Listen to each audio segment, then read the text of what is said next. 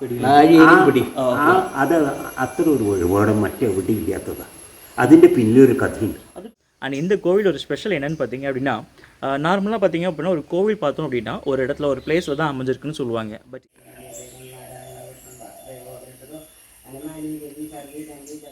അതിനു മുമ്പേ ഇവിടെ ദേവൻ്റെ ചൈതന്യം ഉണ്ടായിരുന്നിരിക്കും. ഈ വിഗ്രഹം കണ്ടെത്തിയത് അല്ലെങ്കിൽ സ്വയംഭൂ വിഗ്രഹം പൊന്തി വന്നു.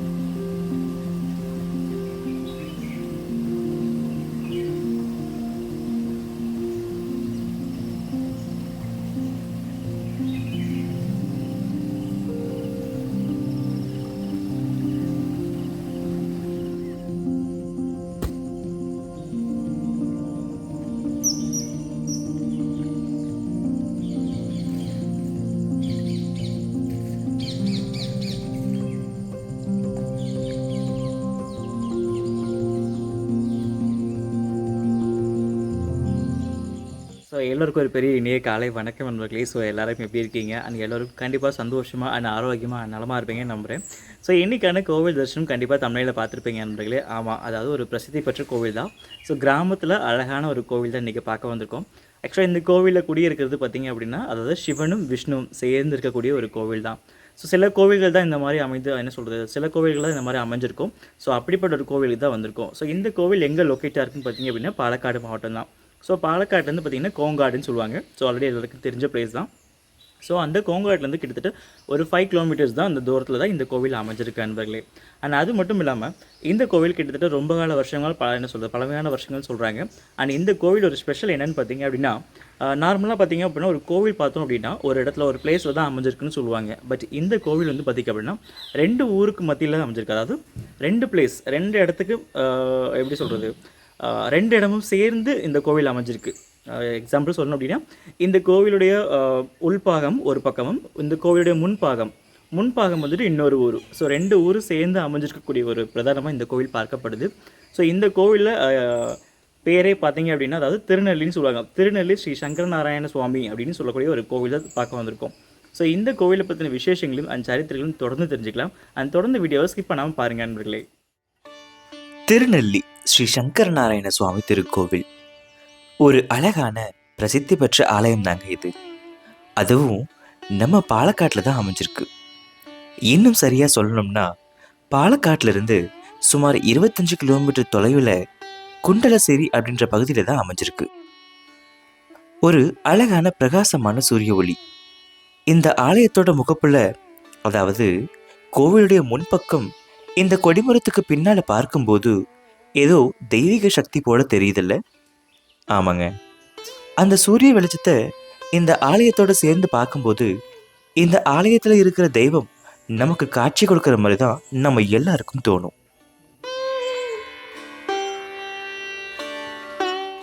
அப்படி இந்த பிரகாச ஒளியோட உச்சத்துக்கு இணையாதான் இந்த ஆலயத்தோட மூலவர்களும் இருக்காங்க. என்னடா மூலவர்கள்னு சொல்லாம மூலவர்கள்னு சொல்றேன்னு உங்க எல்லாருக்கும் சந்தேகம் இருக்கும். அதற்கான காரணம் இந்த பதிவுல உங்களுக்கு சொல்றேன். நம்ம எல்லோரும் கோவிலுக்கு போவோம். அப்படி போற நமக்கு கோவிலுடைய முன்னதாகவும் சாட்சியாகவும் பிரதானமாக இருப்பது இந்த கொடிமரம். அப்படித்தான் இங்கேயும். இந்த கொடிமரம் ஏன் எல்லாரும் வணங்குறாங்க தெரியுமா? சாதாரணமா கருவறைக்குள்ள இருக்கிற தெய்வத்துக்கு ஒவ்வொரு வாகனம் இருக்கும். அந்த வாகன உருவத்தை தான் இந்த கொடிமரத்தோட உச்சியில வச்சிருப்பாங்க. அது மட்டும் இல்லைங்க, கொடிமரத்துக்கு கீழே அஷ்டதேவர்கள் சொல்லக்கூடிய 8 தேவர்களோட சக்தியும் அப்புறம் அனைத்து தேவர்களோட சக்தியும் இருப்பதாகவும் சொல்றாங்க. அதனால தான் கருவில் இருக்கிற தெய்வத்தோட சக்தியை விட இந்த கொடிமரத்துக்கு அதிகமான சக்தி இருக்குன்னு நம்பப்படுது. அப்படித்தான் இந்த ஆலயத்தோட கொடிமரத்திலையும் அந்த தெய்வத்தோட வாகனம் அமைஞ்சிருக்கு.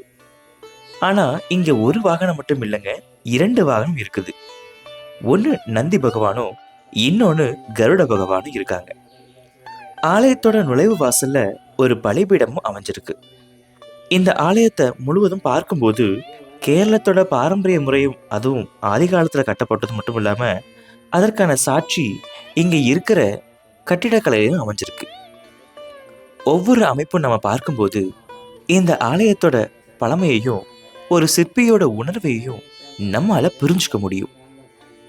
அந்த வகையில தான் இந்த திருநெல்லி ஸ்ரீ சங்கரநாராயண சுவாமி ஆலயமும் அமைஞ்சிருக்கு. சங்கரநாராயணன் சொல்லும் போதே எல்லாருக்கும் தெரிஞ்சிருக்கும். ஆமாங்க, பழமை வாய்ந்த இந்த ஆலயத்துல சிவனும் விஷ்ணுவும் சேர்ந்து அமர்ந்து, அதாவது ஹரியும் ஹரனும் ஒன்றாக இணைந்து சங்கரநாராயணனாக காட்சி கொடுக்குறாங்க. சாதாரணமா இந்த மாதிரி 2 பேரும் சேர்ந்து நின்று காட்சி கொடுக்குற கோவில் ரொம்ப அரிதா தான் இருக்கும்.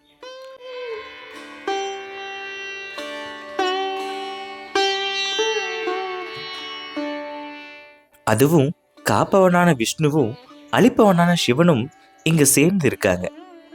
இந்த ஆலயத்தோட பழமைய இங்குள்ள கட்டிடக்கலையை பார்த்தாலே தெரியும்.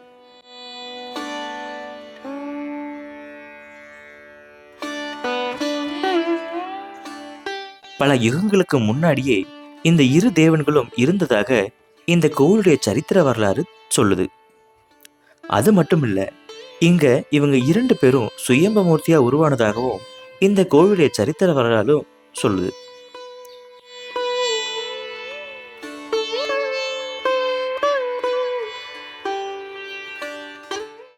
ஆலயத்தோட பிரதான கருவறை என்று சொல்லக்கூடிய ஸ்ரீகோவில் வட்ட வடிவில் தான் கட்டப்பட்டு அதன் மேல அழகான ஓடுகள் அமைச்சு பார்ப்பதற்கு ரொம்பவே அழகா இருக்கும். அது மட்டும் இல்ல, ஆலயத்தை சுத்தி கட்டப்பட்டிருக்கூடிய சுற்று அம்பல கட்டிடமும் அந்த காலத்துல கட்டப்பட்ட சீமை ஓட்டோட அழகுல தான் இருக்கு. இன்னும் சொல்ல போனா அந்த சீமை ஓடுகள் இந்த மழைக்காலத்துல பாசம் பிடிச்சு பார்க்கும்போது இந்த கோவிலுக்கு இன்னும் அழகு சேர்க்குதுன்னே சொல்லலாம். இந்த ஆலயத்துல பிரதான கடவுளாக சிவனும் விஷ்ணுவும் இருக்கிறது மட்டுமல்லங்க, உபதெய்வங்களாக சொல்லக்கூடிய விநாயகரும் சாஸ்தா எனக்கு சொல்லக்கூடிய ஐயப்பனும் பகவதியும் குடியிருக்காங்க. அப்புறம் மூலவர்களாக சங்கரநாராயணனுக்கு சிறப்பு விசேஷம் மட்டும் இல்லை, சிறப்பு வழிபாடுகளும் அமைஞ்சிருக்கீங்க. ஆலயத்தோட நுழைவு வாயில் மேற்கு நோக்கி அமைஞ்சிருந்தாலும் நாம உள்ள போறது என்னமோ கிழக்கு நோக்கி தான் உள்ள போறோம்.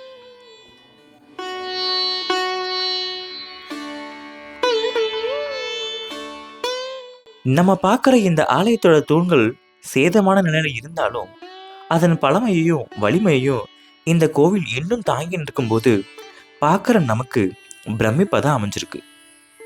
இந்த ஆலயம் பாலக்காட்டில் அமைஞ்சிருந்தாலும் இந்த கோவில் ஒரு கிராமத்து பகுதியில், அதுவும் மலைத்தொடர்கள், வயல்வெளிகள், நீரோடைகள்னு அமைதியான சூழல்ல தான் அமைஞ்சிருக்குது. பொதுவாக கிராமங்களுக்கு போனோம்னா அங்கே கேட்கக்கூடிய அந்த பறவைகளோட சத்தம், காற்றினால நீரோடை சத்தம் எல்லாம் ஒரு இசையா மட்டும் இல்லாம நம்ம மனசுக்கு ஒரு அமைதியும் தரும்னு சொல்லலாம். அப்படித்தான் இந்த ஆலயமும் அமைச்சிருக்கு. பவித்திரமான சூழலுக்கு மத்தியில் உள்ள இந்த ஆலயத்துல நாம போய் தரிசிக்கும் போது அதற்கான பலன் கிடைக்கின்றதுல எல்லளவும் சந்தேகம் இல்லைங்க. இப்படிப்பட்ட ஆலயத்தை பத்தி நம்ம இன்னும் தெரிஞ்சுக்கிட்டது மட்டும் இல்லாம இந்த ஆலயத்தோட தரிசனம் பார்த்ததுலையும் நம்ம எல்லாருக்கும் ஒரு மன நிறைவு இருக்கும். இன்னும் இந்த ஆலயத்தை பத்தின பல சுவாரஸ்ய தகவலை இந்த வீடியோ பதிவுல நாம இன்னும் தெரிஞ்சுக்கலாம். அதாவது சங்கரனான சிவனும் நாராயணன் சொல்லக்கூடிய விஷ்ணுவும் இவங்க 2 பேரோட அருளையும் இந்த வீடியோ பதிவுல பார்த்தது மட்டும் இல்லாம அவங்களுடைய பூரண அருள் கிடைச்சும் நம்ம வாழ்க்கையில வளம் பெறலாம். சிவஸ்ய ஹிருதயம் விஷ்ணு, விஷ்ணோச்ச ஹிருதயம் சிவ, சிவாய விஷ்ணு ரூபாய விஷ்ணுவே சிவரூபினே.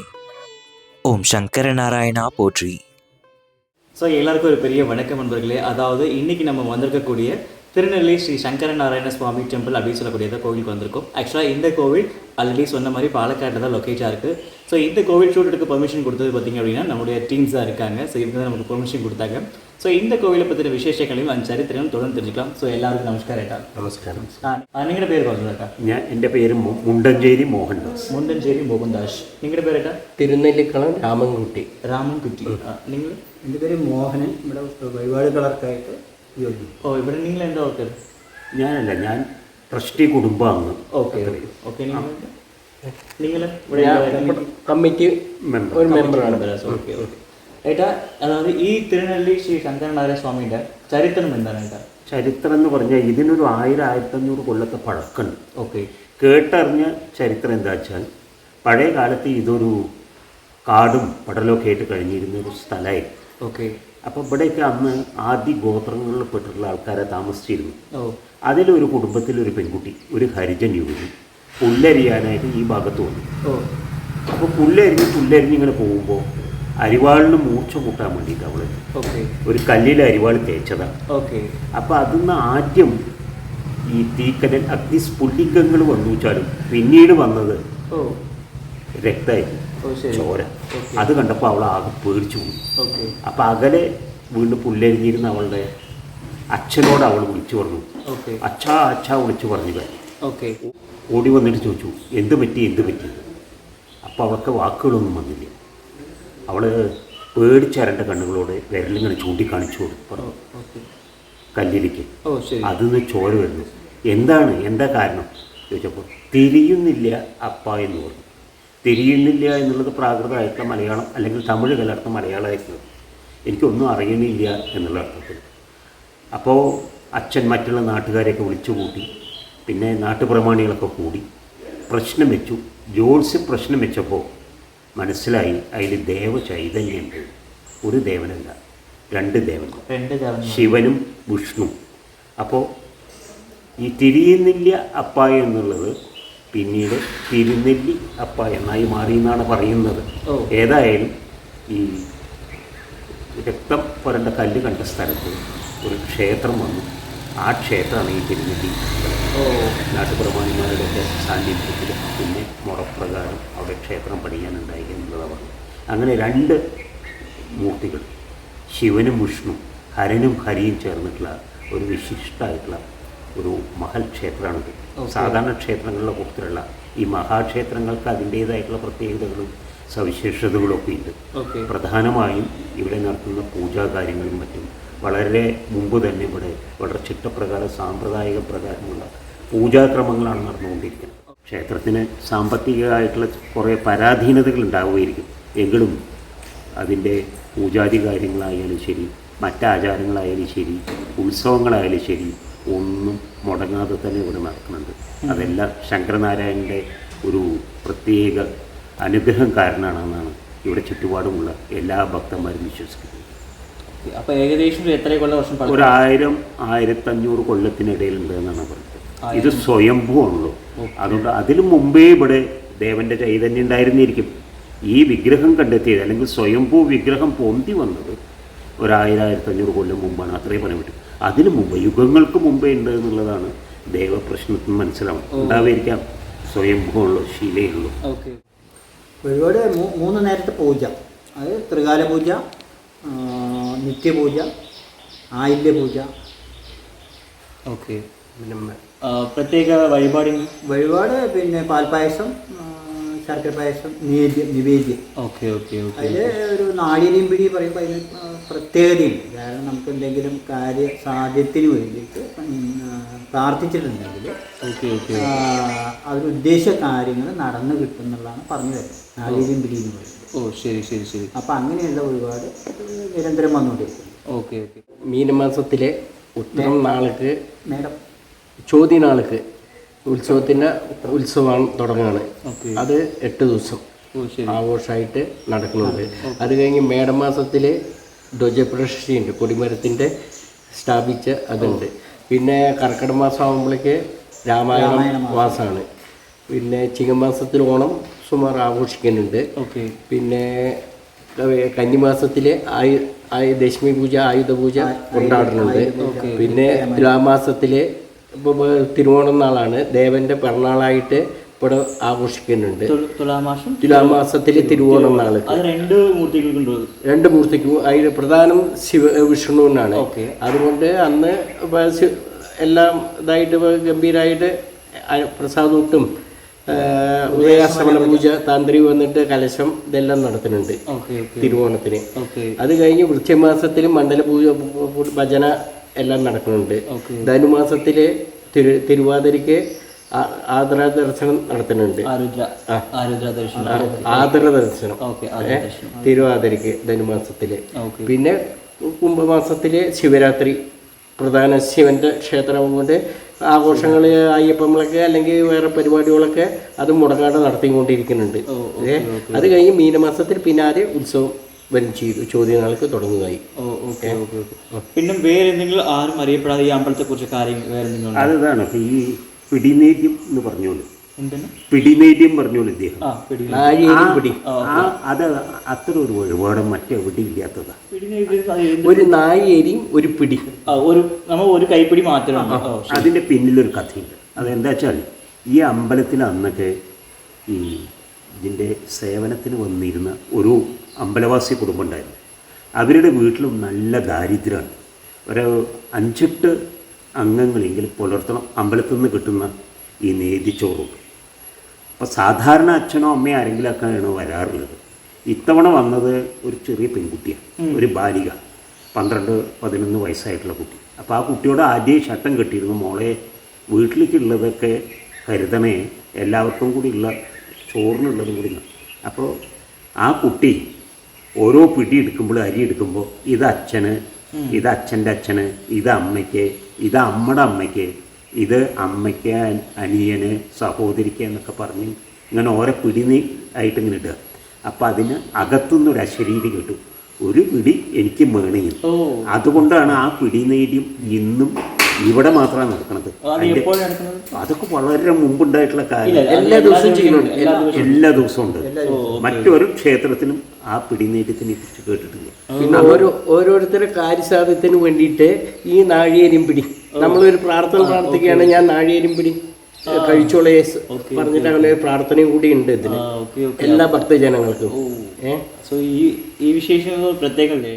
പിന്നെ ഇതും കൂടി ശിവനും വിഷ്ണുവും കൂടിയും കൂടിയ ക്ഷേത്രം കൊണ്ട് ഇവിടെ ഏറ്റവും പ്രധാനം അടുത്ത് ഇങ്ങനെ ശിവനും വിഷ്ണുവും കൂടിയും കൂടിയ ഒരു ക്ഷേത്രമില്ല. പനമന ശങ്കരനാരായണ ക്ഷേത്രമുള്ളൂ, കുറച്ച് ദൂരെയാണ് അത്. അത് കഴിഞ്ഞാൽ ഇവിടെ തിരുവേഗപ്പുര അവിടെയുള്ളൂ. അത് കഴിഞ്ഞ ഇവിടെയാണ് ഇതിൻ്റെ ഏറ്റവും പ്രധാനം. അപ്പോൾ ഈ അടുത്ത് ആവുകൊണ്ട് ഒന്ന്, രണ്ടാമത് 2 സ്ഥലത്തിൻ്റെയും കൂടിയും ബോർഡറിലാണ് പിന്നെ ഈ ക്ഷേത്രം. അത് ഒരു പ്രത്യേകത. ഞാൻ രാവിലെ വന്നപ്പോൾ ഒരു സ്ത്രീ പറഞ്ഞതാണ്, അതായത് അമ്പലം ഉണ്ടെങ്കിൽ അമ്പലത്തിന് ശ്രീകോവിൽ ഭാഗം ഒരു സ്ഥലത്തിലെയും മറ്റൊരു ഭാഗം ഒരു സ്ഥലത്തിലും പറഞ്ഞതാണ്. ഈ ബോർഡർ വരെ ഈ ക്ഷേത്രമാണ്, പിന്നെ പുള്ളശ്ശേരിയാണ് ഈ ബോർഡർ വരെ, അവിടെ നിന്ന് ഇങ്ങോട്ട് വടശ്ശേരി. അതുകൊണ്ടാണ് ഈ 2 ക്ഷേത്രത്തിൻ്റെ കൂടി ഒരു ഇത് എന്നുള്ള കാര്യം വന്നത്. അതൊരു പ്രധാനമാണ് ഇവിടെ.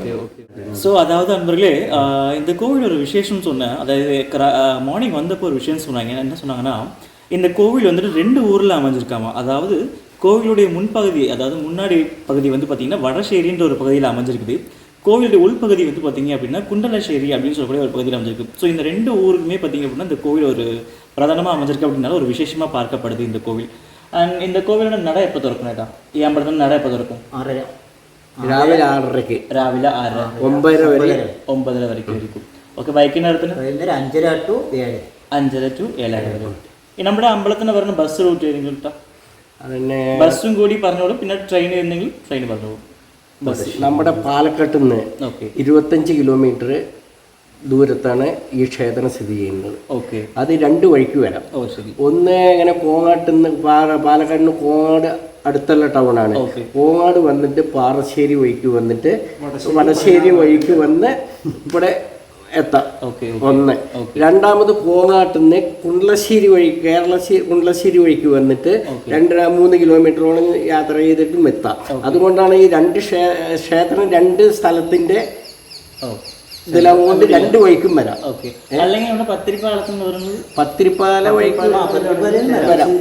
കേരളശ്ശേരി, വടശ്ശേരി, കുണ്ടശ്ശേരി വഴിക്കും വരാം, വടശ്ശേരി വഴിക്കും വരാം, 2 വഴിക്കും വരാം. കോങ്ങാട്ടുനിന്ന് പിന്നെ ഒരു മഞ്ഞപ്പാറ കൊണ്ടുപോകുമ്പോൾ റൂട്ടുണ്ട്. ആ റൂട്ടിൽ വന്നിട്ട് വായനശാല സ്റ്റോപ്പിൽ ഇറങ്ങി അവിടെ നിന്ന് ഒരു 500 മീറ്റർ നടന്ന അമ്പലത്തി. സ്റ്റോപ്പിന്റെ പേര് എന്താണ്? വായനശാല. വായനശാല. Okay okay.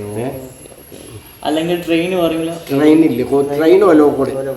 ഒലവക്കോട്. ഓ, അവിടെ നിന്ന് കുറച്ച്. പിന്നെ ബസ്സിൽ വന്ന് പാറശ്ശേരി കോങ്ങാട് വന്നിറങ്ങി അവിടുന്ന് വേറെ ബസ്സിൽ വരണം. ആട്ടോ കാണിച്ചാൽ 100 റുപ്യ കൊടുത്ത ക്ഷേത്രത്തിന്റെ ഉമ്മർത്ത് കൊണ്ടുവന്ന് ഇറക്കി വിടും പാറശ്ശേരിയിൽ. சரி, ஓகே ஓகே. ஸோ அதாவது இந்த பார்த்தீங்கன்னா இந்த கோவில் வந்து ஒரு கிராமத்து பக்கத்தில் தான் அமைஞ்சிருக்காங்களே. ஸோ ரொம்ப ஒரு டிஸ்டர்பன்ஸ் தான் இல்லை, சிட்டிக்குள்ளே இருக்கிற மாதிரிலாம் கிடையாது. இந்த கோவில் ரொம்ப முழுக்க டீப் கிராமத்துக்குள்ளே அமைஞ்சிருக்கு அப்படின்றதுனால கொஞ்சம் பஸ் வசதிகள் மட்டும்தான் இருக்குது. ஸோ ட்ரெயின் வசதிகள்லாம் கிடையாது. ஸோ பஸ் ரூட்லாம் எப்படின்னு சொல்லியிருப்பாங்க, கண்டிப்பாக தெரிஞ்சிருப்பீங்க. ஸோ அதை கரெக்டாக கேட்டுக்கோங்க, ஏன்னா அது கரெக்டாக வந்தால் மட்டும்தான் இந்த கரெக்டாக வர முடியும். அதனால பஸ்ஸில் வர முடியாதவங்க பைக், காரில் வந்தீங்கன்னா மேப் ரூட் போட்டிங்கன்னா தாராளமாக அந்த கோவிலுக்கு ரீச் ஆகிடலாம்.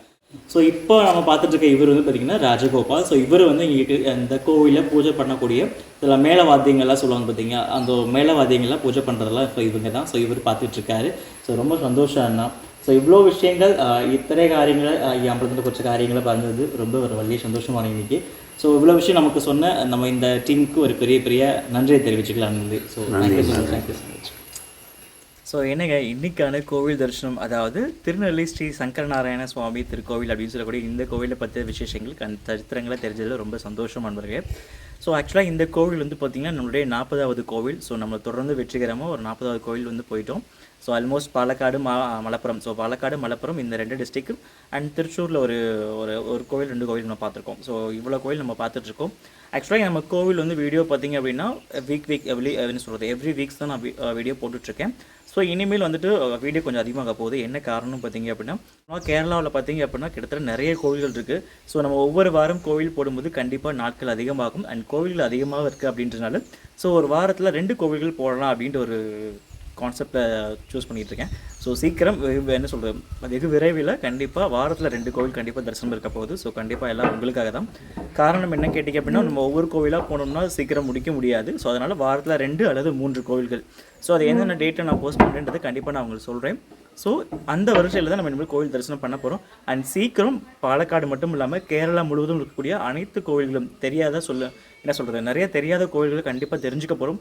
ஸோ ஒவ்வொரு கோவிலோட சரித்திரங்களையும் அண்ட் வரலாறுகளையும், அந்த கோவிலோட சிறப்புகள், அம்சங்கள் என்ன, ஸோ இந்த மாதிரி நிறைய விஷயங்களை நம்ம இதை தெரிஞ்சுக்க போகிறோம். ஸோ தொடர்ந்து இது மாதிரி நிறைய தெரிஞ்சுக்கணும் அப்படின்னா கண்டிப்பாக என்னோட சேர்ந்து நீங்களும் பயணிக்கணும். அண்ட் நம்ம நிறைய பயணம் பண்ணி போக வேண்டிய நிறைய சூழல் இருக்குது. ஸோ அதெல்லாம் நீங்கள் கண்டிப்பாக இருப்பீங்கன்னு நினைக்கிறேன்.